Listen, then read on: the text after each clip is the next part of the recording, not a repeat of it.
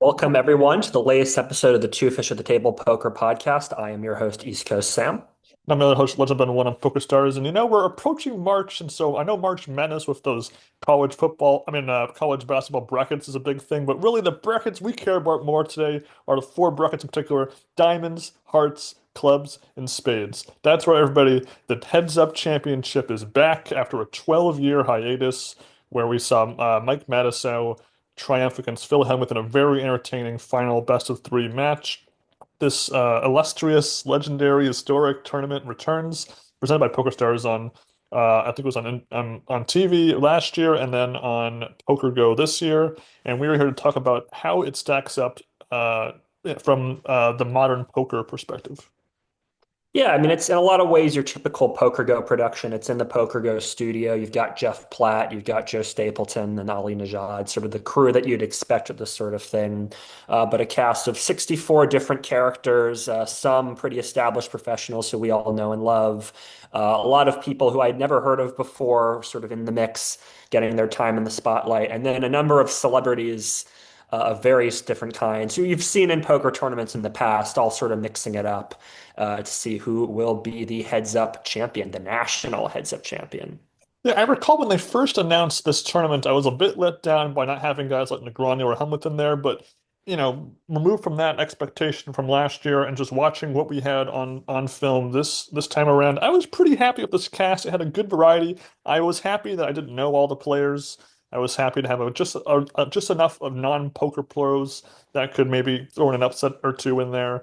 And it was good to see poker players that were representative of different levels of the game, different facets of the game, whether it was from live cash stream guys like Three Coin or Ryan Feldman, or top pros that we would expect to see, guys like Jungleman, Josh Aria, and just kind of all over the place. I thought it was a fun little selection. Obviously, we all have in our heads our ideal bracket of who's playing and who's not, but for what we had, I was pretty content.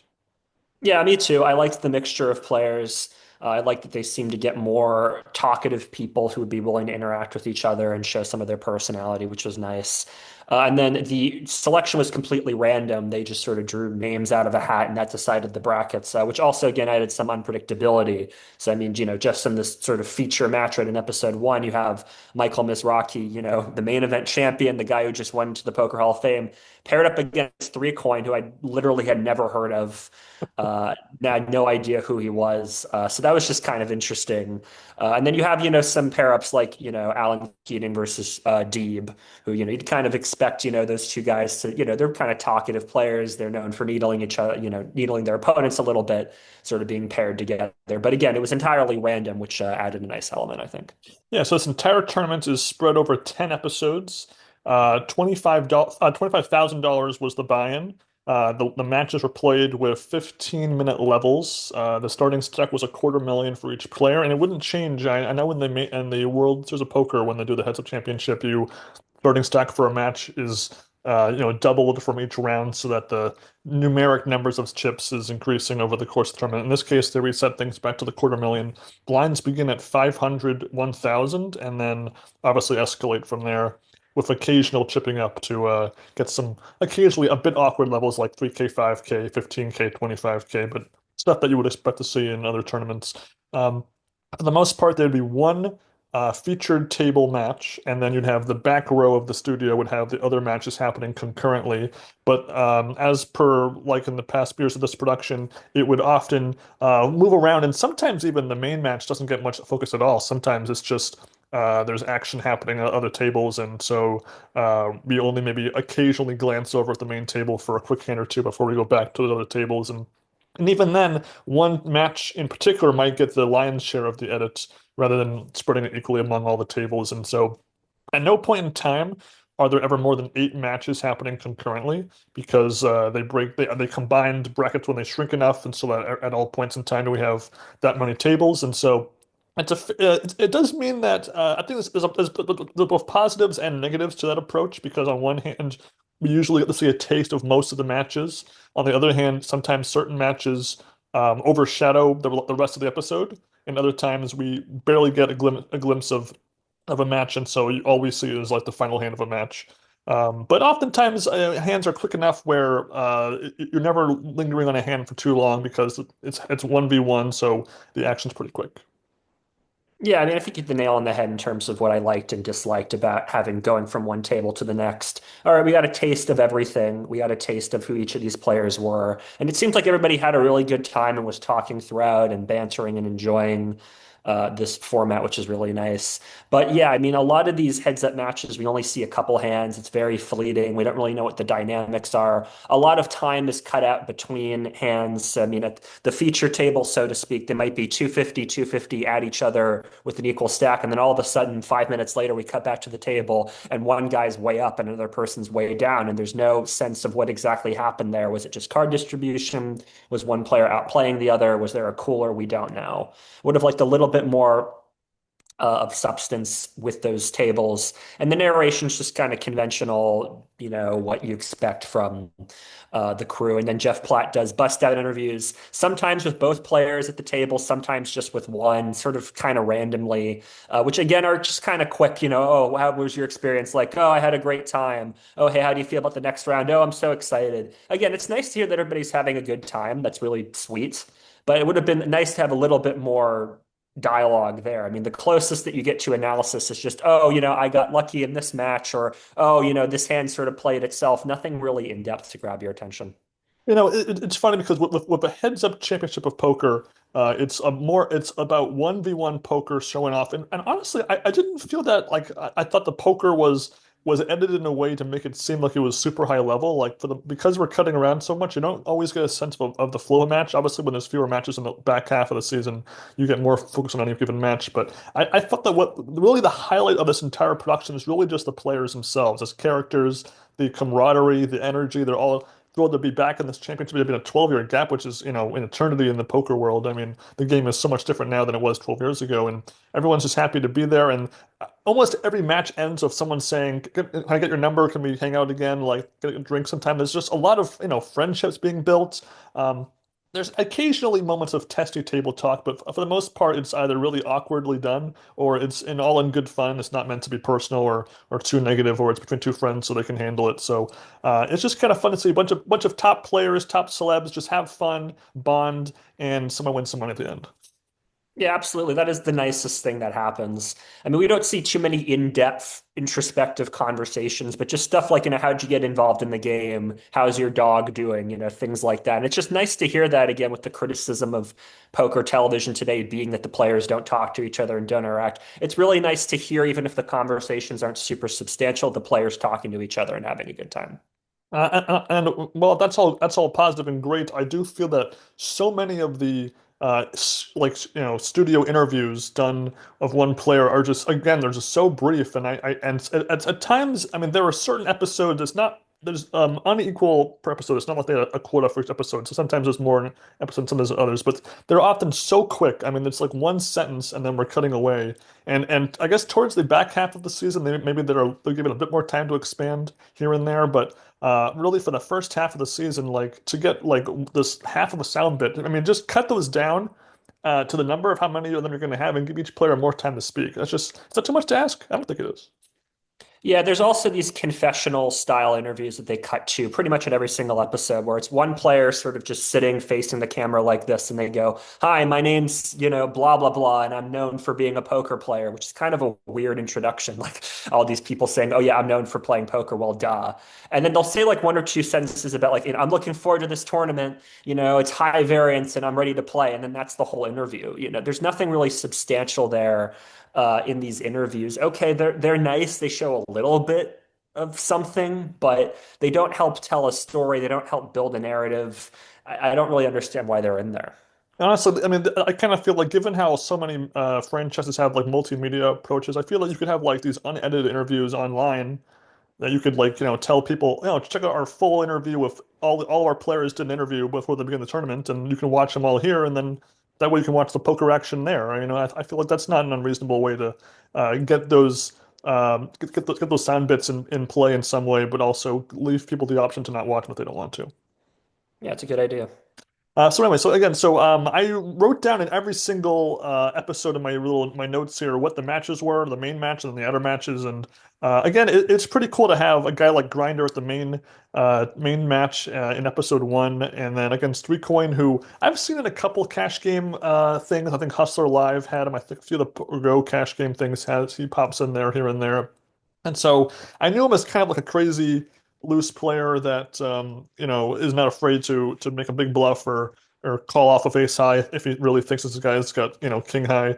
And it's probably the best thing going for episode one was not the lineups and just the number of upsets. I mean, I didn't have a thought in my head as who was going to take on the whole tournament. It's so many rounds, and you could play amazing and still lose. I mean, so many of these matches come down to the player shaking hands saying, "I got the deck again, so you had no chance." And a lot of these matches, we do often see enough of those hands to warrant that being a proper analysis. But with here, I mean, Three Coin takes down a Grinder here in I would say probably one of the bigger upsets of the whole tournament. I don't know. I mean, he is riding so much momentum from that year that you'd think Grinder would at least be a favorite to win the first couple rounds.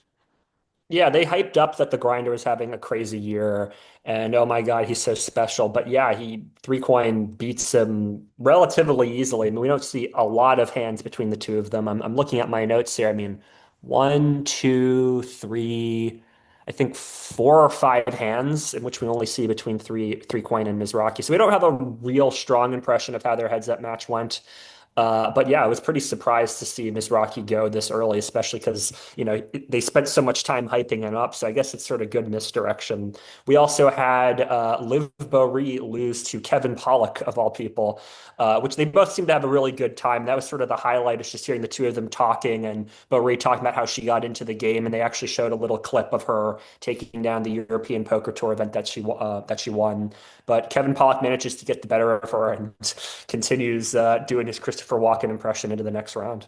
No, I mean Pollock's definitely one of my MVPs for this whole season, and I actually thought that there was one conversation. It was early in their match where he's just sitting there and absorbing and like really taking in Liv Boeri's story, and he's just like, this is all pre-flop, and then he just folds. He's really engaging in this conversation. He really likes hearing what she has to say, and that was just really a subtle but really nice moment to see. Yeah, it was very nice. I mean, the camaraderie among everybody is very cool. I mean, even Deeb and Keating aren't, at blows with each other. They seem to enjoy each other's presence and respect the challenge of each other. So it was just really nice to see that sense of camaraderie. And I hope they all kept in touch afterward. I mean, we hear, "Can I get your phone number afterward?" and all of that. I hope that they did hang out with each other. Yeah, but then other matches that went against what I would have thought, Jungleman losing in round one to Charlie Hook. I'll get to him a little bit later, actually.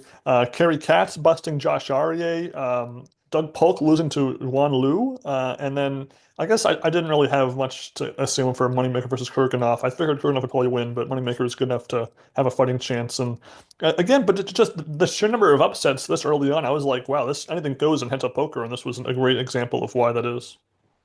Yeah, I mean, heads up poker is really tough. Sometimes you just get hit by the deck and you win your heads up match. Other times, you just can't get things going, or it's one or two, you're playing roughly even, and then just one cooler can change the balance so quickly.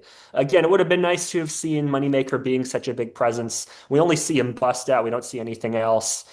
We see David Williams win against Lipschitz, but we don't again see any real story there. Again, you have to pick the more interesting moments, and they did pick some interesting moments in this episode. But just a little bit of exposition, just a line from Joe Simpson being like, "Oh, Kurganov really got hit by the deck and Moneymaker couldn't get anything going," or "Oh, there was a big cooler, Jacks versus tens pre-flop," something like that to help tell the story would have been Yeah, nice.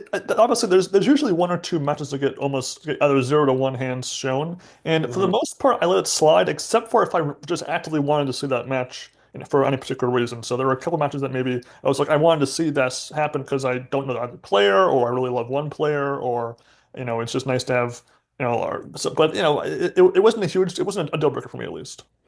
Yeah, it wasn't a huge deal breaker. Again, I just would have liked a little bit of Yeah. exposition so that I understood what Also, happened. one more thing is that it was funny how we had a 12-year hiatus for this tournament because there had been a hiatus prior to the last one, and but in 2013 there was definitely a good sense of sort of continuity of like what a player's record was in the tournament, history, or this player had a history of this player in a past year. We get a touch of that in this coverage, but not nearly as much as that. And I guess it kind of reminds me of like comparing a legacy sequel to just a sequel that happens, years after the last in like the Hollywood world, like where like Scream 2022, that film, has new characters but references the old ones, whereas other sequels don't really kind of like exist in a continuity bubble that doesn't really overlap with other ones. We're kind of in between those two approaches here, which I thought was okay because I imagine 12 years is a pretty long time, so I don't think people want to care too much about, oh, he played last year and made it to the final eight, so let's see if we can improve it this year. I'm glad they didn't lean too far into flashbacks and leaning into that sort of thing.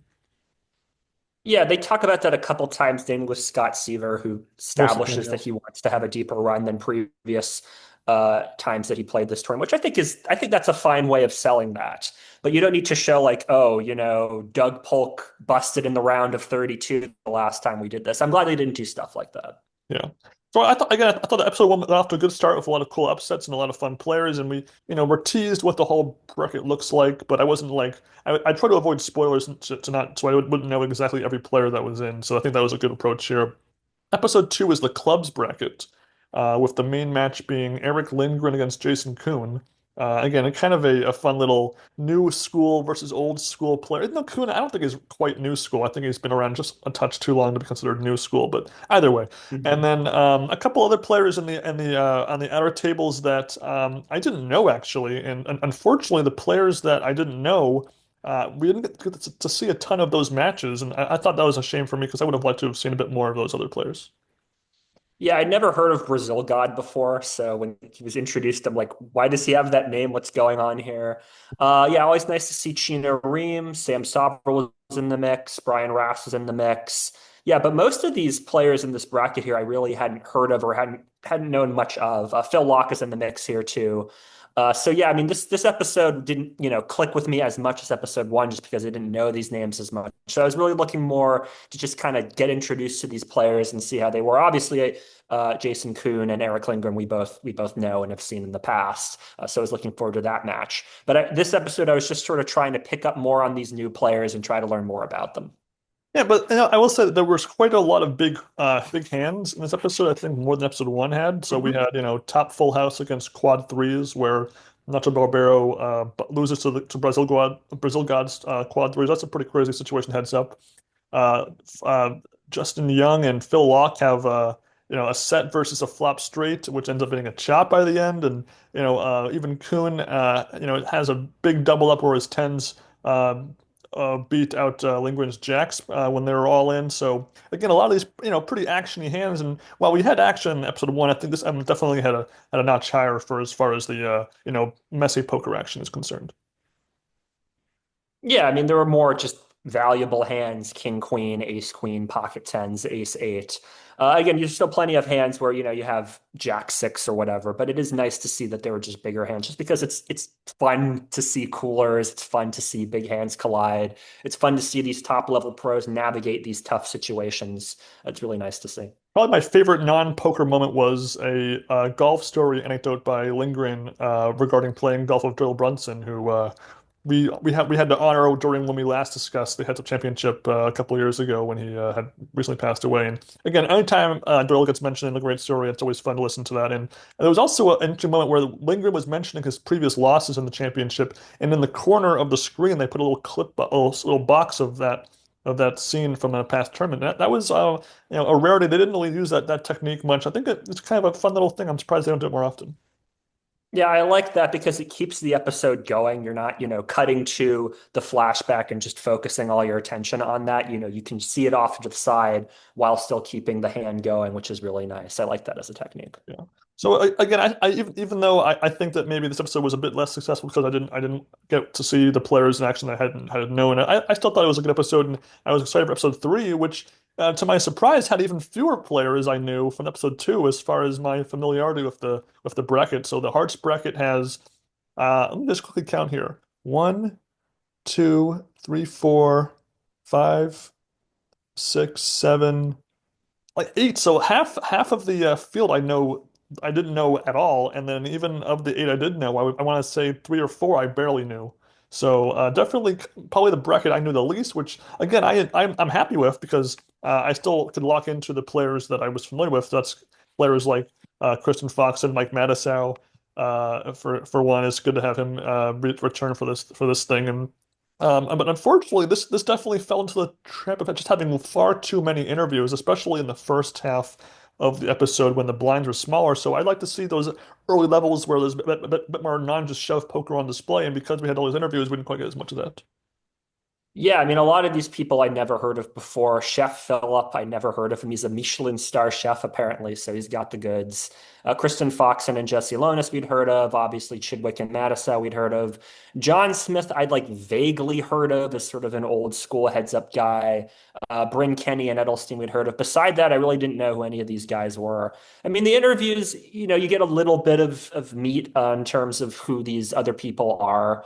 You learn a little bit about uh, Keith Lear and all that. Like a little bit of information, so you start to learn a little bit more about who these guys are. But yeah, again, these interviews are just too insubstantial. And the better, more juicier moments are at the table when they're bantering with each other. Like just seeing Kristen Fox and, this total killer in heads up poker, just giving a bunch of bananas over to Jesse Lotus. It's just like such like a nice little moment. It's a good little palate cleanser before the round starts. There was one hand in this episode that gave me PTSD flashbacks to the early 2020s main events where they cut to an all-in between Seaver and Phillip, where we only see like in a box what their cards are rather than on the side graphics on the screen. I'm like, please don't. It's hard to subscribe just how much harder it is to really absorb a hand on TV when you have to like know what the board is when it's not shown really properly, and then you have to compare to the box, and then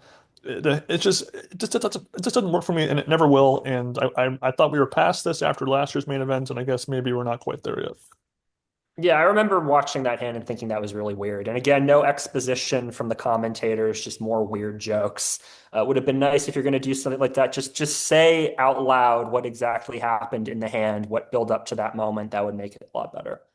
Yeah, and as far as besides that, I was really happy for Massa to get a win against a guy as strong as Chidwick. Although I still think that 2x shoving the river, 2x pot shoving the river with the second nuts. I mean, it's second nut flush. I get that, but at the same time, I mean, you have to get a worse hand to call you. So I would I disagree with the whole 2x pot shove bet there. I think you can bet pot, maybe bet 1.25x pot, but 2x pot is a little pushing it.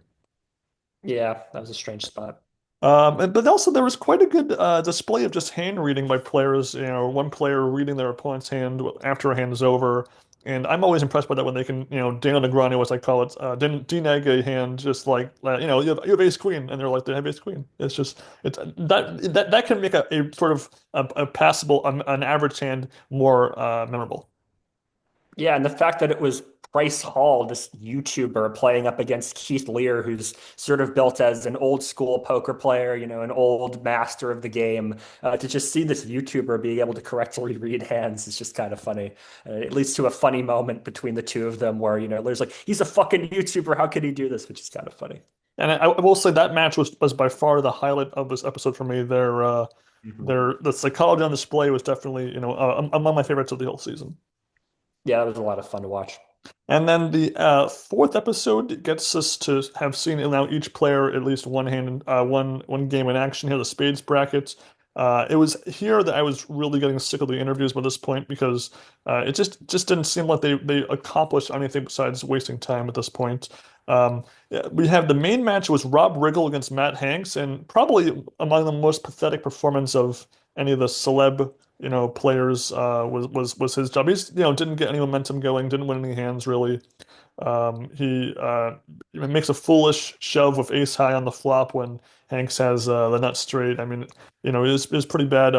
Probably the highlight for this episode for me was the Montoya Calacanis match. If you ask me, I think there was it was like I kind of call it polite testy table talk. That was Yeah. my take on that. Yeah, there was a lot of that throughout, and this is sort of where the first time that sort of polite, testy talk happen. Needles, Yeah. nothing that's too above, below the belt or anything, but just little needles here and there that add some aggression. And then another highlight I just was just Eric Seidel versus Andrew Roble. Again, sort of talking about old school versus new school. These two players that, you wouldn't quite see together in other formats being brought together into this. And then Boston Rob versus Maria Konnikova was kind of a weird sort of heads up to see. Unfortunately, we didn't see very much of it. But it was just kind of the surreality of seeing Boston Rob with Maria Konnikova was kind of funny. Well, there were three ladies in this bracket, and we literally saw between all their matches two hands, which is a huge letdown. I mean, that's partially because two of the ladies were facing off against each other. But either way, I mean, I was let down. I wanted to see Boston Rob play. I wanted to see the ladies play a little bit, get some, some balance in there. And again, those are matches I wanted to see, and we saw nothing of them. And that was a big shame. And it's funny because Boston Rob, whenever we play Survivor, Amazing Race, he was like the edit darling of the show, and then we get the polar opposite here in poker. It's kind of funny how that turned out for him, even if I want him to win. Yeah, again, we don't really know what happened. I mean, he busts with just, one hand being shown. I mean, did she just outplay him? Was there a cool or something like that? It would have been nice, especially somebody who has some prominence with Survivor 50 about to happen. It would have been nice to have a little bit more of a prominent edit there. Yeah, I mean, and then we had pops up here and there. Richard Seymour. He's been, he comes in and out of poker prominence here and there, and he holds his own against Matt Berkey of all people. Very impressive, and probably if I mean, while I said that Pollock was one of my MVPs, I would say as far as on the poker MVPs of the non-pros, I think Seymour definitely wins that in my books for his performance in this tournament. But otherwise, again, I was happy that we now see all the players in action. But I will say that maybe my positivity was wavering a touch due to just the interviews and me not liking them all that much. Yeah, and again, these other players who I never heard of, like Poker Mama, I never heard of. Uh, we don't really get much with them, like Marius Gersi, like we don't really get a whole lot from them or what their table dynamic is like or how much of a player they are. So it would have been, again, a little bit nice to have a little bit more substance there. Again, you got to focus on the juicier moments. I understand that, but just a little bit more of an even edit would have been nice. But then with episode five here, now that we've seen every player in action, we get the diamonds and hearts brackets combined into one episode. With an introduction that made me that confused me. I thought it was implying that Pollock would be at the main table, but in fact, he's at one of the outer tables instead of the main one. The main Mhm. one just being Kenny versus Jesse Lonis, and probably again my favorite match in this episode was the Deeb Pollock episode. I mean match, whereas maybe Leah or Lavin was my second favorite, but the rest of the episode I thought was kind of forgettable. Yeah, Kenny Lonis didn't really do much for me as a match. They tried to hype it up as it's old school street poker versus new school street poker, which I don't understand what that means, honestly. Yeah, I mean, we see a number of hands, but nothing that's super outrageous or anything. Kind of just hands playing themselves. Whoever bets first on the flop takes it down, things like that. Yeah, I mean, it was interesting to see Deeb versus Pollock because again, Deeb's a bit needly, a bit sort of talkative. They're talking about what they should do. I want you to go with your gut. I want you to call. I want you to fold. One thing that we didn't mention is the players were allowed to show their cards. So they could Yes. actually, in the middle of a hand, be like, I've got top pair with a bad kicker, or, I've got four to a straight or something like that, which I thought added an interesting element and again, kind of magnified the table talk a bit. And we see Pollock do that a couple times and Deep sort of comment on it. Yeah, that was very fun to watch. And they should have really been at the feature table. I mean, everybody knows who Sean Deeb is. I think most people watching know who Pollock is. I mean, Kenny and Lonis, again, I know who they are, but they're not super prominent as Deeb is. I think they should have been at the feature table and Kenny and Lonis taking a back seat.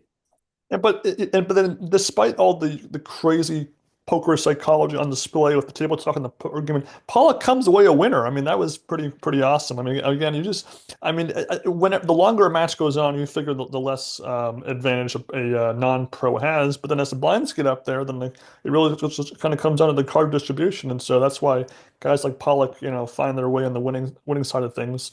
Unfortunately, Mike Mattisau does lose to Seaver. He gets out flipped.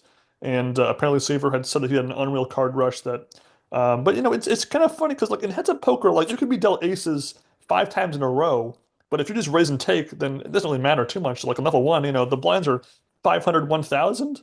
And so really like, if you win like 5K, that's nothing. I mean, that's going to be less than one big blind later in the match. So, it tells you that when you have a card rush in heads up, obviously I'd rather have it later in the match, but you have to get that far in the first place. So, it's all a zero-sum game there. And again, even though I did feel that we were definitely trending a bit down in the quality of the episodes, I still was enjoying watching this everything. I mean, I did not know who won. I had no spoilers, whereas I knew last time with Madison in 2013 that he had won against Hungwick in the finals. So, at least, again, it does speak to wanting to see what happens next when it's something that's contemporary versus having to watch something that's over a decade old.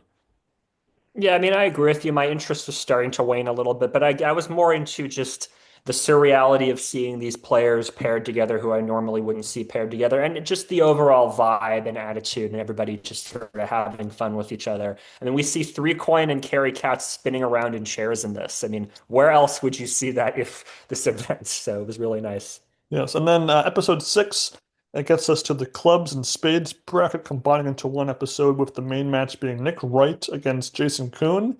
And again, I like that they would put one of the non poker professionals in the main match here because I think it just is more of an underdog story to that than just having like two top pros go at it where, you know, honestly, if when two top pros square off, I don't even no matter if even if the poker world thinks that one player is better than another one, they're close enough in the grand poker sphere where it's not to me like a huge upset. Whereas when a non-pro does well, that's a much bigger deal. Yeah, again, it's nice to see an amateur given it, also just given a spotlight in general because we've seen, with the main event the last few years, established professionals taking it down. So it's just kind of nice for a change to see an amateur, even somebody with a little bit of experience like Wright does, play, even though, he doesn't do the best job in the whole world in this. And also, I mean, just these other matchups too. I mean, again, not really knowing much about Brazil God, not really knowing much about Ite, not really knowing much about it, these other players. I mean, again, I would like to see a little bit more detail about who they are and where they're coming from, how they're playing the game. What lessons did they learn in the round of 64 they're carrying into the round of 32? Are they thinking about the round of 16 yet? These interviews just need to add some more substance. And it's just so disappointing to be like, I'm excited to be here. Let's go. And give me some strategy. Give me a little bit of breaking down hands. That would be I, nice. I, I did like that at least Calacanis mentioned he had 101 odds bet with his friend to win. That at least was something that was kind of amusing, and I liked how the opening portion of the episode was just on the Kuhn Wright match. Them playing. Hmm. So I like that we kind of get a nice little like maybe 5, 6, 7 minutes of just one match because you can get through a lot of hands in that time span, and you get a better sense of the flow of the match as it starts off, and Wright controls Kuhn just all game long and takes it down in another big upset. And again, just very impressive. And it's so boring when the underdog loses every single time, right? So it's fun to have a couple celebs win the first 2 rounds. I mean, it's one thing to win one round. Okay, a lot of people can do that. They win some flip and then they advance. But to win 2 matches, that definitely takes some success there. And I'm happy that we got multiple non-professionals to do that. And that includes Richard Seymour, who I thought was probably my second favorite match of the episode because he just dominated his opponent as well. It's fun when, again, the underdog dominates a match. Well, even if they have better cards, I'm happy to watch that sort of thing. Whereas the other 6 matches, again, I agree with you. It just didn't really care much for the rest of it. I mean, at least the last hand, Maria Konnikova gets 2 out on the river to bust at the end. I guess that's kind of ending. But when you know the episode's about to end, you kind of know that the player that's all in is going to lose, unfortunately. So that's just kind of, one of the flaws of television, of course, not anyone's particular fault, it's just kind of how things go. And there was once more another match that ended with I call it the table C, table 3 treatment for the main event, Uh, where we don't see the cards on the side that's in the box here. And again, it just, why? Why do it? yeah, I mean, we do know the reveal behind Brazil God's name that he got his name from fantasy football, which is kind of weird. So again, as time goes on, we're learning a little bit more about these new players. But yeah, I mean, Maria Konnikova, I mean, I've seen here and there, but I don't know a whole lot about her. I know that she's written a book. It would have been nice to have just seen her talk a little bit about that. But instead, the only real nugget we get is just her saying like, heads up's tough because it's high variance. That's not enough. I mean, I want a little bit more information from her about what's going on and how she's approaching this tournament, how she's approaching this round. That would have been nice. Probably the testiest table talk of the episode is definitely between Brazil and Young, where it kind of reminds me of Michael Ian Black, where you're not quite sure like what's real and what's not real. You're Yeah. like, Are they angry? Are they just kind of like, playing off each other? Do they know each other? So is it all kind of like a joke? I don't know. And with Brazil God especially, it seemed like the majority of his matches had that vibe to them, which I think it must be part of his game, or maybe just the dynamics of how his opponents and him turned out. It was that way, but I thought it was kind of noteworthy at least. Yeah, Brazil God has almost like a deadpan sort of demeanor that he'll just sort of say like, "Oh no, I think I'm behind. Oh no, you shouldn't do that." I can't replicate it. It's really funny. I was really latched on to that, and I'm definitely going to be looking at him moving forward. Of the new people that they brought into this, he's the one that sort of got my attention most. I mean, three coin they tried to play off like, look at he's all energetic and quirky, but I never really saw anything from him that really warranted that. Versus Brazil got just he could just do stand-up comedy. Like he just has this nice deadpan disposition, which I really thought was funny. hmm And it's also important to note that this round of 32 was also the money bubble of sorts, where the top 16 would cash in this event. And so, if you made the final 16, you were guaranteed 25K back, so you broke even. And then moving on to the final eight would be more money. So a lot of the players are like, "Hey, now I'm free rolling. Now I can relax and just have fun." And so that's important to note too. With episode seven, unfortunately, I was really hoping they'd have the final 16 all in one episode, but unfortunately, they do break it into two because that told me that they would combine two rounds into one episode later on because they're running out of episodes. So episode 16 is just the Hearts and Diamonds remainers. So we only have four matches, and despite there only being four matches, the pacing didn't feel as bad as 2013, where it felt like things were kind of dragging. But I didn't think the matches were particularly exciting as far as a back and forth of one player's ahead, other players now ahead. The match is just kind of like one player kind of just slowly chips away and wins, and that's unfortunately not very exciting. But there was, and for better or for worse, this was definitely the episode where I noticed the commentary the most, at least. Yeah, I mean the matches, probably Pollock Kurganov is my favorite one out of these, just because again Pollock's a bit animated. It's also funny, Kurganov wants revenge because he's married to Liv Boeree, so they sort of played that up a little bit, which is cute. But yeah, nothing no real sort of hand that grabbed my attention. Again, Pollock's sort of bantering at Kurganov, trying to get him to talk, and the back and forth about isn't it fun being tested? Don't you like this? That was kind of cool, but nothing that really made me laugh out loud or anything.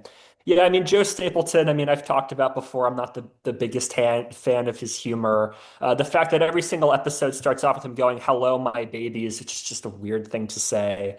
Yeah, and just it not being substantial, that at least Lon and Norm would offer like a little bit of commentary on the hand, a little bit more about what's going on, and they have their back and forth established. There's no real rapport established between Ali Najad and Joe Stapleton, like there is between Ali Najad and Nick Schulman. They have a great rapport with each other and have a back and forth. Maybe not quite as good as Lon and Norm, but I still really like how they banter off of each other. There needs to be an effort to get two commentators in the booth to banter off of each other and build a rapport with each other better. Well, probably the one line I guess I don't know if I laughed the most or liked the most. There was a moment where there was a hand shown between Lonis and Lear, and then the action stays on that table for the next hand in the edit, and then Stapleton says, "I assume we're sure because he's going to be all in," and then he goes all in. So I thought that was a little fourth wall joke that I thought was funny because for me the joke being that they're acting as if it's not live and that it's recorded and they're watching the recording, so that's why the editing is like that. Because otherwise, how would they Mhm. know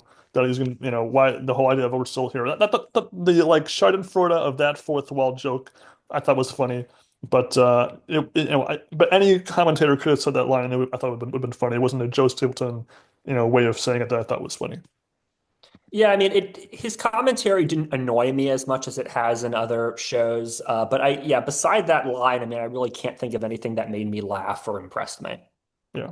Otherwise, so the winners of this match are Kurganov, Seaver, Lear, and Hook. And it was funny, like I just for some reason, if I'd been watching the whole thing, I thought Hook was going to go far, and he Mhm. had probably the quietest edit of anybody that made as far as he did in this entire tournament. Like, I was really surprised that we didn't get more of him, and to think that we just knew him from that 2010 main event day two episode with Negreanu on his left.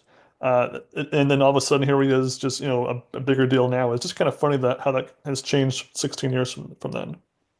Yeah, Hook got a very small edit. I mean, I'm just looking here at my notes. There's just very few hands of his shown, and the hands that are shown, I mean, it's sort of more attention given to three coin or the person he's playing opposite. So I really have very little understanding of who he is as a player. Again, if somebody's not as talkative, I can understand them getting a smaller edit. You got to show Seaver talking about his match. You've got to show, Pollock mucking it up.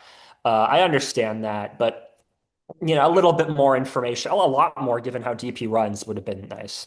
And there was probably the one hand I thought was most noteworthy was a lengthy tank by Pollock where he was trying to talk himself out of making a call with the worst hand, and he makes the Mhm. right fold. And so I'll give him credit, even though and we kind of know he's a kind of a tight player to begin with. The fact that he was able to take that long and still make the right choice, I'm happy for him that got to watch that entire hand in totality.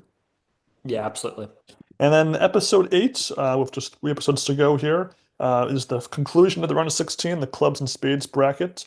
And I thought that actually this episode was the first hand of this episode was more exciting than the entirety of the past episode. Like it was a big hand between Roble and Seymour in the main match where it's Jacks against Ace King. Seymour tanks and calls, which I think, good for him for finally making the right call of Ace King. I remember in 2019 he didn't do that. And he ends up winning in the first hand. And again, just that's just the kind of excitement that I want to see from the final 16 onward, and this is a great example of that. Yeah, I mean, right at the start of the episode, I thought he was going to fold, and surely this is at the feature table. Surely he's going to get away from this, but no, he calls and manages to get there. And there's a bunch of jokes because one thing as well is like people at other tables will comment on the action at other tables, and there'll be sort of banter across tables. So people are asking, "Why did you take 4 minutes to call? Why, that's an easy call." So that's kind of funny. But yeah, props to Seymour for taking it down. Robel's obviously a good player, so it's nice to just kind of get that spot and take it down and move on to the next round. Though again, I like Roble and I would have liked to have seen a bit more from him, but good for Seymour. But then only a little bit later into the episode actually is our second match concluding, which is where Nick Wright loses to Sam Soverel, where Mhm. Wright has top set and Soverel has a straight and a straight flush draw to go along with it, and ends up busting. And so less than about 40% into the episode, we're already down into the final two matches, which allows for pretty much the rest of the episode just to be the Brazil God Brian Rast match who Rast we hadn't seen really up until this point at all. Brazil God, Mhm. obviously, we had probably seen the most out of the players on display here, I think.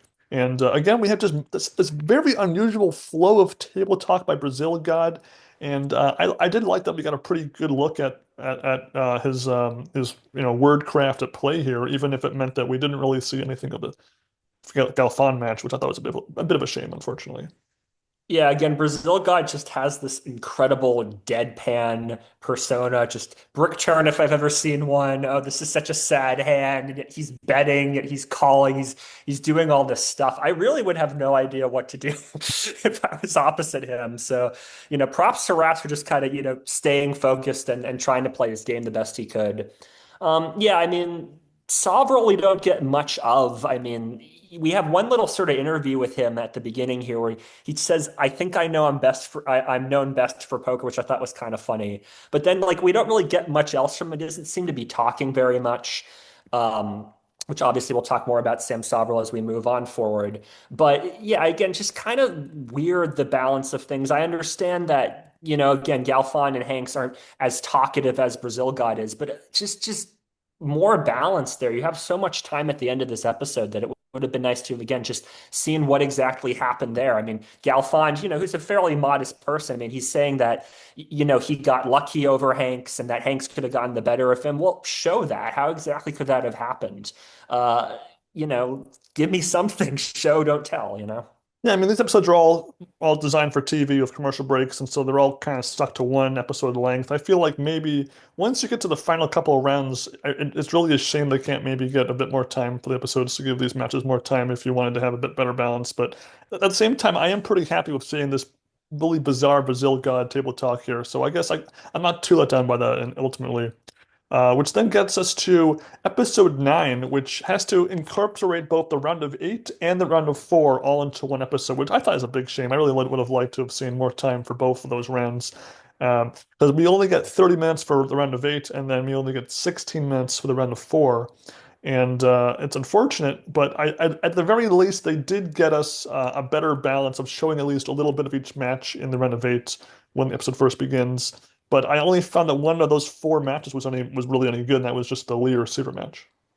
Yeah, I thought that was a very weird decision to have the round of eight and the round of four in this episode. I was really shocked. It's like they're not going to break it up into separate episodes. I mean, you could easily have made this, an 11 or 12 episode season and really just told these stories out. Yeah, I mean, we do have Seymour unfortunately making his exit against Galfond, not able to get there anymore. But again, Seymour just seems like a really classy guy. He seems like he had a really good time. He's not needling people or anything. Somebody who, I hope will stay in poker and have deep runs and other things. Yeah, I'd say like, Lear Seaver was kind of interesting to watch because Scott Seaver, you can tell, like really, really wanted to win this. He really, really wanted to take it down.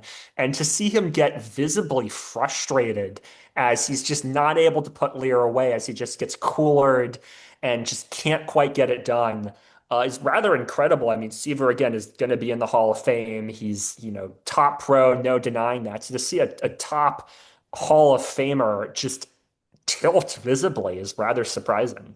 And I believe that match got the blinds to be the highest any match ever got in this entire tournament. I think 15K, 25K. So you're talking 20 big blinds combined by the end. And so I'm not quite sure how many levels that compromises, but I feel like, 1K big blind, 2K big blind, 4K. I mean, it's definitely, it's a lot of levels in there. So it must have been a very lengthy match. They're both going all out, pulling all the stops here. The rest of the other matches, Hook again beats Kurganov, and we don't really see much of that, honestly. Mhm. Savril kind of just totally steamrolls Brazil Gods, which you were mentioning about Savril. I mean, he definitely kind of looks like kind of an awkward guy. Like his even just how he looks on during his interviews just looks a little bit off. It's like eyelines, like his head's a little bit tilted kind of up a little bit. It's just a little bit unusual. I wonder if that was intentional or just unintentional, but. In any case, and this episode was the first time they actually properly showed the prize pool graphic on screen. I was a little surprised. Usually, I thought that'd be like a once an episode thing that they often do, but in this case, they waited till episode 9 to do that. I was kind of surprised by that. Yeah, that was a strange decision. I mean, the top prize is $500,000, which, not as lucrative as other tournaments, but still it's $500,000 for a buy-in of 25,000. So you think they want to play that up a little bit. So again, the round of eight was kind of a miss besides the Seaver match of Lear. And then the round of four, our final four, we have Lear, Charlie Hook, Phil Galfond, and Sam Soverel. And that's a lot of action hands, or a lot of Ace Jack versus Ace King, top pair versus second pair, a lot of pretty big setups as they call it in heads up poker. And so that was good, but I didn't think the pacing of those matches were super well done. But at least we got to see some action hands happen. Yeah, I mean, I'm counting here. One, two, three, four, five, six, seven, 8 hands of semifinals are shown in total. That's just not enough to set the scene, to build tension. Okay, sure, they're action hands. They're kind of exciting to watch, but just 8 hands for the semifinals? I mean, I just think that's kind of ridiculous. These guys fought their way up to here. Give them a little bit of respect and show what happened. One of these hands is post turn, so we don't even see the entirety of every single hand. Very strange decision. And you probably could have even just had the final four be best of three matches still. I mean, you could have had the round of eight be one episode, and then you could have the round of four be, best of three rather than only having the finals be best of three. I think that could have gotten the runtime to fill out properly for a full episode. I think that would have probably made things all work for me.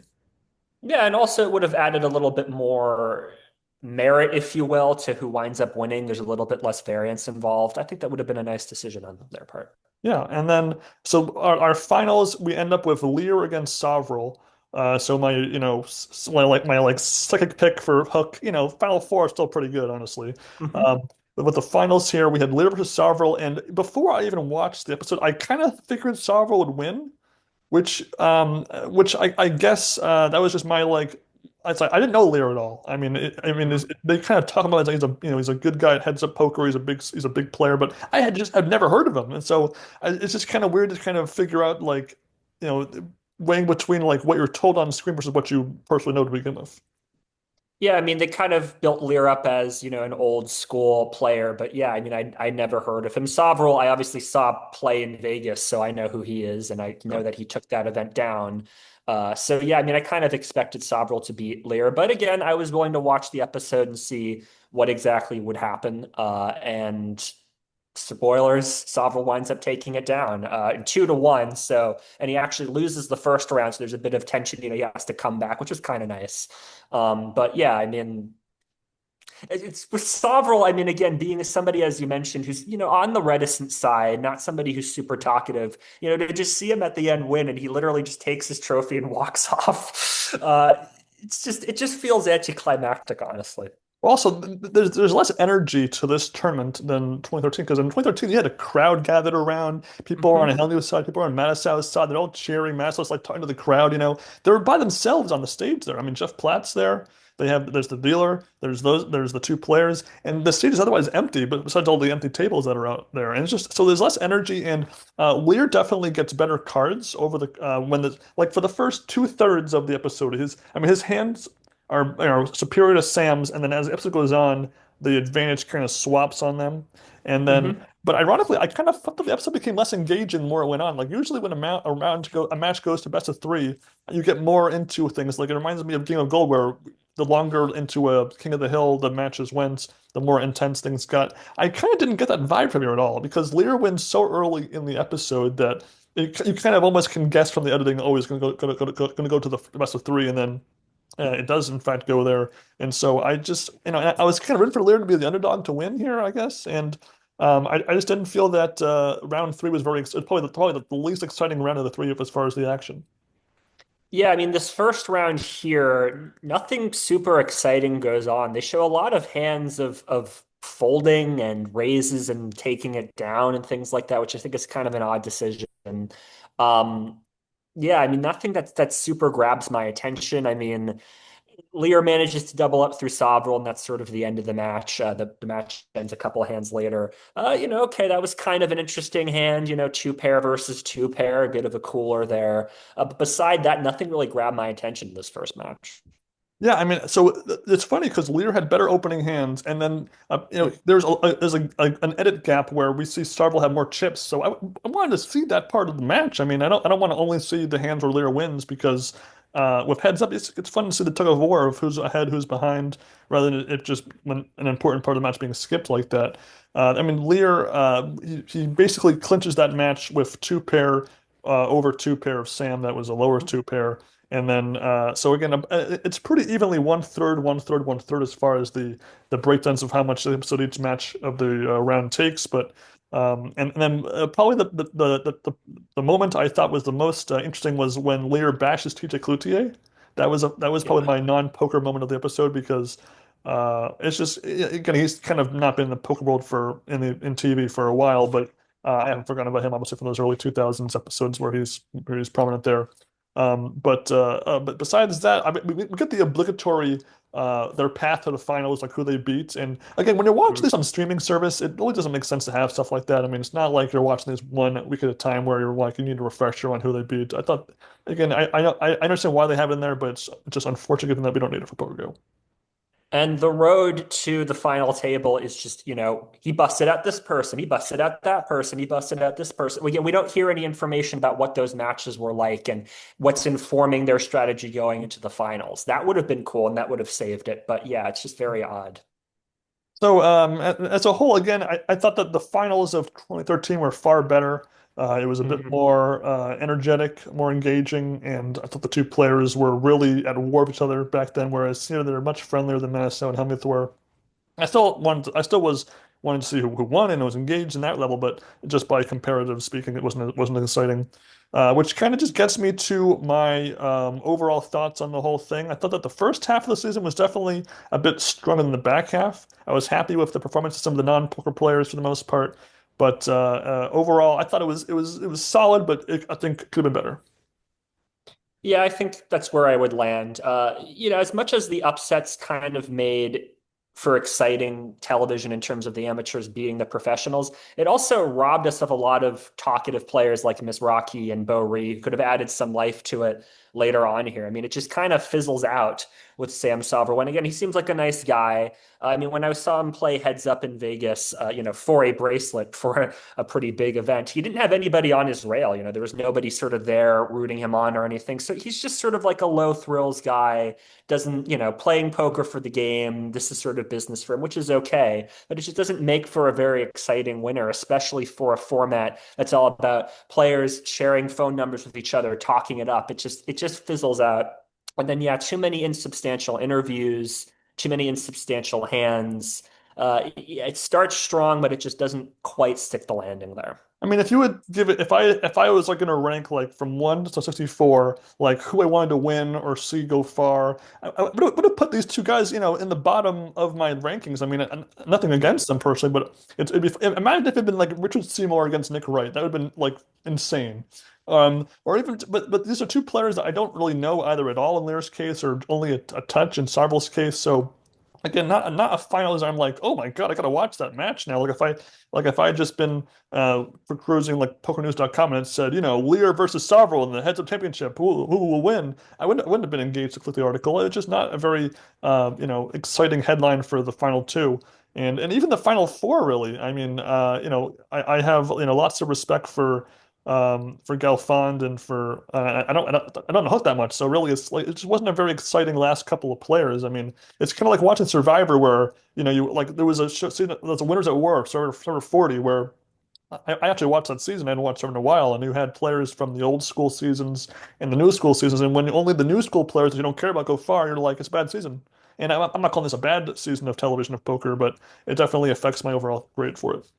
Yeah, and I'm glad you just brought up the lack of energy in this final heads-up matchup. There was no crowd. I mean, it cuts to, their wives standing off to the side watching it, but that's it. I mean, add some life, add some excitement. These guys are playing for close to $300,000. I mean, second place being, I think it was about 225,000, and then first place being 500,000. That's a lot of money, $300,000. Play that, show how that excitement, show this event's coming back 12 years off the air. Here we go. We're back, baby. Who's going to be the national champion? And again, just the whole experience in the last half of the season is really just summarized by Sabral just grabbing the trophy and walking off. Like that to me is just the standout visual. It's just like it just fizzles out. Again, the fun about poker is any tournament can be there's some crazy experience, or it can be crazy boring or crazy exciting, and we're kind of somewhere in the middle there, which is still fine. I'm hoping that the positive reception by the players and by everyone involved here that they will continue this. I imagine it can't be any more expensive than to do other poker go branded tournaments, the Poker Go Cup or all that stuff. So I would hope that this could become an annual thing at least, or maybe every other year or something like that, just to kind of keep that in the possibility. Because the World Series of Poker has the Heads Up Championship event, but I think having a non-branded version is also helpful too. Yeah, absolutely. But as far as other poker happenings, Sam, I believe we need to. We're kind of at the almost halfway point of the 2026 MSO. We're kind of in this like slight like halftime show where there's like a week or two in between events before the back half of the schedule could kind of happen. And so as far as since our last podcast episode, we've had two events take place in the MSO: 6+ Hold'em and was it 7 card stud high low. Yep. And so, unfortunately, again, much like event one, I had work during the days of both these events. These events take place at 2 p.m. I work 3 p.m. So literally, I have to leave for work right after the event starts here. But I was able to get, I didn't have as much success as I did in the 5 card draw events in that first little bit, but I did have a little bit of fun playing the little 20, 25 minutes I could. And it ultimately resulted in me finishing in 22nd, much like event one, and then 21st in events two and three, which for events that are like 30, 35 in that range of players here, not terrible. I mean, I was a little surprised that I lasted that long. I would have thought maybe like 25, 25th place would have been where I would have fallen. So to get a few Hmm. spots above that, I'm not as let down as I could have been. Well, but of course, let's get into you. You actually played these events for in their totality for your run. Take it away. So just to recap in the 5 card draw event, I really got nothing going in like the first 40 minutes or so. And then toward the last 20 minutes of the first hour, I just sort of went on a heater. I eventually was the chip leader with 15 left. We got down to two tables, and I just in for a shellacking, lost a lot of chips, and went out in 11th. Something very similar happened in seven card studs. So really, for again the first 45 minutes or so, just really nothing going, just chipping down, not really losing any hands, just not getting anything going, not catching cards, chipping down, chipping down, chipping down. I think I had like 2K or something, like it was really, really down. Then all of a sudden I just went on a heater and I just started getting straights, flushes, all sorts of stuff, and I became a huge stack. I was, not quite the chip leader, like, with like 12 players left, I was like second or third in chips. Um, and then I started making less valuable hands like two pair and trips, but I was still winning hands. I remember I doubled up through one guy when again I was at like 3K, so I was up to like 6K or so. And I had like aces up two pair or something. And he was a big stack. He was at like 30K. And we just both went in opposite directions. And I just kept chipping up and chipping up as he was chipping down. He lost chips to other players, not just me, but we just went in opposite directions. And then eventually he got it all in against me. I had, I think, week two pair like sevens and threes or something. I thought that I was probably behind, but I still called his all in. I actually knocked him out. So it's just kind of crazy that, this guy was a big stack. I able to get his chips and knock him out. And again, like 30 minutes. I mean, just the heaterest of heaters that I've been on in a while. So by the time we got down to nine players, I was the chip leader. So I was first of nine. Not huge in the lead above the second stack, but pretty sizably in the lead. When we got to the final table, the second place player managed to win a hand and just barely got above me. So at the start of the final table, I was second in chips. And, I'm still feeling like, okay, there's still a lot of poker left. Five players have to bust before I make a medal. I just, have to stay focused, have to stay in my game. Again, I was at like 66K or something. So, I mean, I was good in terms of big blinds. And then for the first 30 minutes to the final table, like just no cards, just nothing really going. I'm not losing any big pots. I'm just, just slowly going down. It took, I think, about 20, 30 minutes. I can't remember exactly for eighth and seventh to bust. And then I think we were six-handed for a little while. And then I managed to get a couple hands and kind of just tread water, staying in sort of like second and third place, occasionally going up to first place, but just sort of staying in the top three stacks.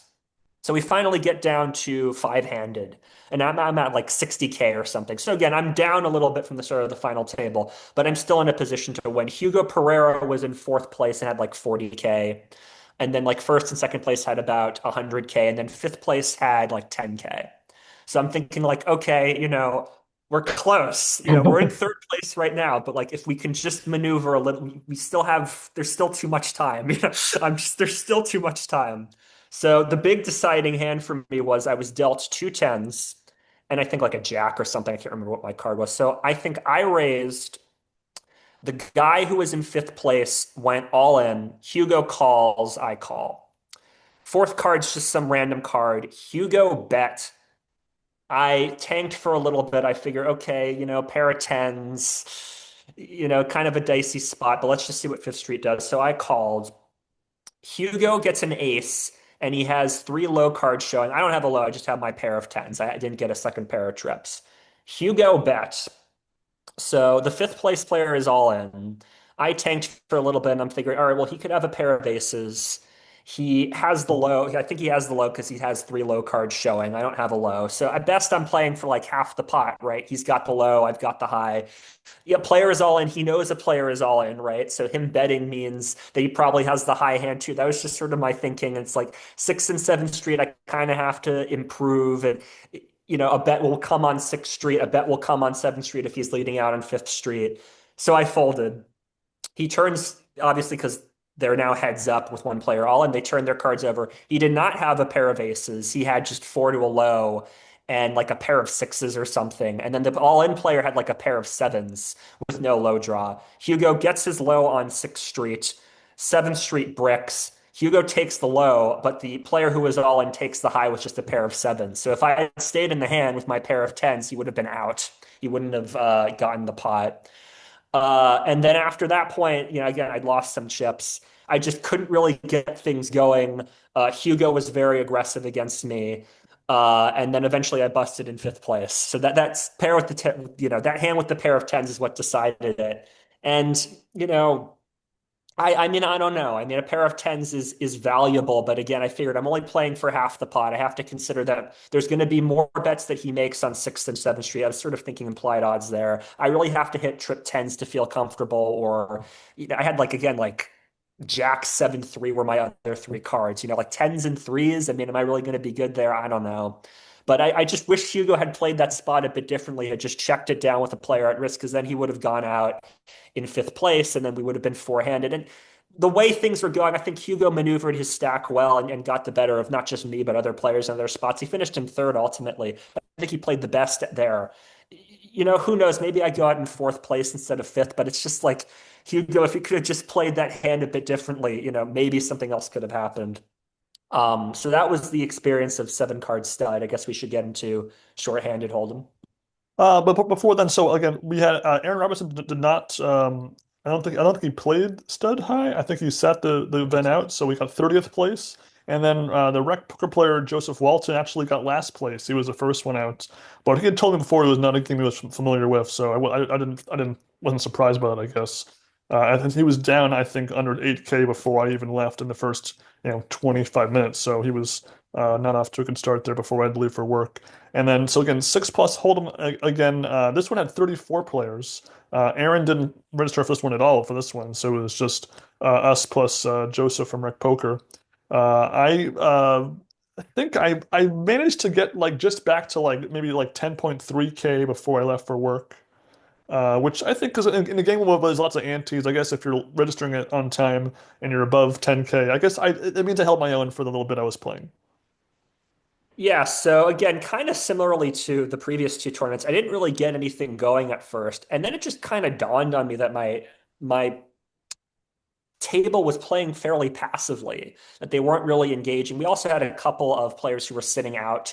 So I think actually with the six-handed table, I think we were only four active players. So I just figured there's so much dead money in the pot. So I just started raising like crazy when I had hands. Like if I had Yeah. 6-9 off, I folded. But if I had an ace or a suited king, I just would raise like 3 or 4x, just take the antes down. So I mean that again, the last 30 minutes I went from like 8 or 9K to 16K. So I nearly doubled the starting stack, and I won like 30 hands without showdown. Like I just kept like again, 3x, 4x raises. Like your mind would have been boggled seeing me make these raises and all that. And I had one player sort of challenge me in a couple of hands. He was a bit sticky, but I was able to get the better of him in a couple spots. So again, I just, pretty much like this, just sort of built my stack up all the way up to 16K. And then I kind of figured as we're coming back from the break, again at 16K, so I was like sixth or seventh in chips, and there were, I think, about 20, 25 players by this point. I can't quite remember the bust outs. I kind of figured that when my table broke, the dynamic would change and things would get a little bit rougher. So eventually, the two players who were sitting out, they'd been sitting out basically for the whole tournament, they busted. So we were down to, I think, about 18 players, I think, yes. It was three tables of six. And the person who was moved to my table was the chip leader, and he got really aggressive on me and got the better of me in a bunch of spots. And so I went from 16K to like down to 8K in like 10 minutes, and I didn't win a single pot without showdown. Wasn't able to take anything down. Um, Tried to get the better of him in a couple of spots. So, I mean, one spot I had ace nine. The flop was 8, 9, 10. I bet he called. Turn was a brick, bet call. River was an ace. So I figure, all right, I've got aces up. I've got him. That's going to be a big pot. So I bet like half pot. He calls me. He had aces and tens. So it was two pair over two pair. And so that brought me way down to like 4K and really crippled my stack. And then I did manage to double up through him when I was down to 3K. So I was up to 6K. So I'm thinking, all right, tables are turning. I'm going to be able to get back in there. But again, I just chipped down for a while, down to like 1700. And then I got it all in with like ace seven or something. And I think the guy called me with like ace jack and I busted. So I busted in 16th out of 34. Which, again, I don't really like short deck hold'em that much. The game just moves too quickly. I was able to just kind of switch gears just because my table was so passive and I had two players sitting out. So I was able to take a lot of dead money and get those pots. Um, but yeah, I mean, I just kind of feel like the narrative of the MSO for me thus far has been being given a lot of chips and then just not quite able to maneuver it so that I can do something really, really cool. Like again, I'm happy finishing in fifth. I'm happy finishing in 11th, and even 16th out of 34. Three top half finishes. I'm fifth place overall in the rankings right now, but I feel like I could have just gotten if I just played a couple spots differently, if I just played a couple of hands differently just sort of gotten a bigger sense of how to play a big stack poker, which I don't really know how to play. I'm a tight player. I'm used to playing smaller stacks.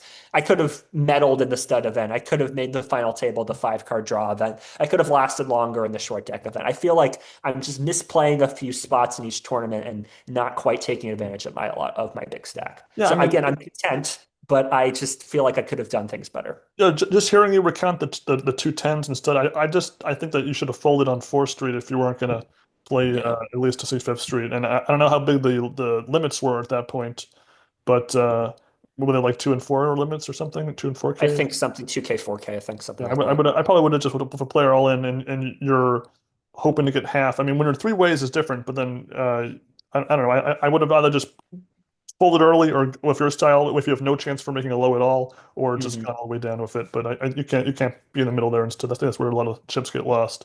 And obviously with me, thank goodness, the last four events I will be able to play without any work being in the way. I think the last two events are actually 10:30 a.m. EST. So and then the other two events are on days I don't have work at all. So I know I obviously it will take a lot for me to really, ascend the overall rankings. I'm currently 20th after finishing 21st, 22, and 22. So that's kind of cool to be in the top 20 still, even though I haven't really played an event beyond the first half hour. That's kind of cool. But again, but also the actual games themselves. I mean, my of the seven events, my worst three are the first three events. So I feel like, and I think not kind of the same for you, probably. Um, well, Deuce through seven, I'm not thrilled with. I mean, I have a bit of experience with it, but yeah, I guess so. I mean, it's an 8 game mix. I got fourth place in that event last year. I feel like, if I held my own in that part of the 8 game mix last year after finishing fourth in that one event as well. So I have more confidence definitely than Stud, for example, in that event. So I feel like I'm obviously I'll be happy if any medal, but if, yeah if, with me obviously I'd have to do really probably like four final like top half final tables, top six finishes to even be in the sphere of, in the top rankings. Yeah, I mean, obviously, it's your 5 best events. I mean, right now I'm 208.51 points. So I'm right behind fourth place, which is at 210.72. Then third place is Timmy Turner with 225.15. Ben Collister's in second with 232.71. And then Florin Papa's in first with 252.74. So, I can maybe leapfrog David and possibly Timmy if I can medal in an event and then maybe make another final table on top of that, then I think I might have a shot. But again, it's tough to medal in an event. I mean, fifth place is the closest I've come in a while now. So we'll see if I can just get another chance like that. It really depends. Yeah, I'm at 114.76 points, and I have to use my 21st place finish. Or no, I think my stud event. I have to use that one, which is 39 points. So my lowest Mhm. score will be 39, which is, I think, worse than my worst score was last year when I got third place overall. So you really kind of have to compensate for those other point totals. I don't know. I feel like, again, if somebody above you in one of those three spots above you, maybe not Florin, but if one of those three above you just do terrible in one of the next two events and you do even just passable. I mean, if you're, especially in events that are no limit where you could go out in the, very first with, you have aces in the first 10 and lose, weird things, Mhm. anything's possible. Yeah, I mean, anything's possible, and again, I'm keeping my hopes up. But yeah, I feel like to finish in the top three, I need to medal in an event specifically, and obviously, just medaling in an event would be nice. Right. So I mean, we'll see. Yeah, I mean, it is interesting just looking at the scores, seeing people who have medaled in an event finishing toward the bottom right now. I mean, you have Indrek Turu, who medaled in an event, is only ranked 14th right now. So again, I mean, anything can happen, right? I mean, if you can have a deep run in one of these tournaments, and you can set yourself up for good results later on. So we'll see. And again, just to reiterate, the actual events that comprise the last four in the poker division of the MSO, we have the horse event, Deuce to Seven triple draw, Texas Hold'em, and Omaha. And again, with particularly with Hold'em and Omaha, they're because they're either pot limit or no limit. You could the swings can be really big, and so even a player in the top of the leaderboards could go out first, conceivably. So anything's possible. And even if you are just listening to us now and you haven't played any of the events, you could still play in four events and do respectable probably overall. So definitely don't feel like you can't join midway if you haven't had a chance to play in this competition. Yeah, and the schedule is Horse is on Monday, March 2nd. Deuce through 7 is on Wednesday, March 11th. Texas Hold'em is on Saturday, March 14th. And then Omaha is on Saturday, March 21st. And as Ben mentioned, Texas Hold'em and Omaha are not happening at 2. They're happening at 10:30. But Deuce through 7 and Horse are happening at 2 o'clock on those days. So That's East Coast time though. East Coast time, right? This is based in the United Kingdom, where it's at 7 o'clock over there, I believe, in the evening. So hopefully that accommodates most people's schedule, and we can tick up. I mean, again, 35 people, I think, is a pretty good showing for these tournaments, and I think the level of competition is pretty good. I mean, not as good as Michael Mizrachi or anything, but still solid performances overall, I think. And again, just by virtue of the fact that I haven't been able to play half of the events, my level of intensity with everything is maybe multiple levels lower than usual. But I'm still usually me or Sam, one of us usually does pretty well any given year. Obviously, Sam had the third place overall in 2022. I got third place last year, and I think you were in the top 10 a couple of years in between there, and I was maybe at top 10 or 11 one time also. So we're not embarrassing ourselves here. And again, it does seem like you've definitely laid the groundwork to compete for a top spot, and so that's really what these first few events are meant to do for you. Yeah, knock on wood again. Unfortunately, there's no other events that I really want to participate in. As I mentioned, the creative thinking event is no longer around, but there is Ticket to Ride and all these other chess variants and all this other stuff. So feel free to check out the schedule, and then it's free to register in this Grand Prix if you want to do that. And then obviously there's the live event, which I would like to play at some point, not this year, but hopefully we can go over to London and play this one year. Yeah, but until next time, guys, that's about all we have for right now. We'll be working on whatever topic we want to cover next. And if you have any ideas for what you want us to talk about in a future podcast, let us know in the comments section or let us know on some sort of social media that we have, Facebook, Twitter, YouTube, whatever you want. And besides that, guys, enjoy your poker, enjoy your TV, and enjoy your poker on TV. Take care, everybody.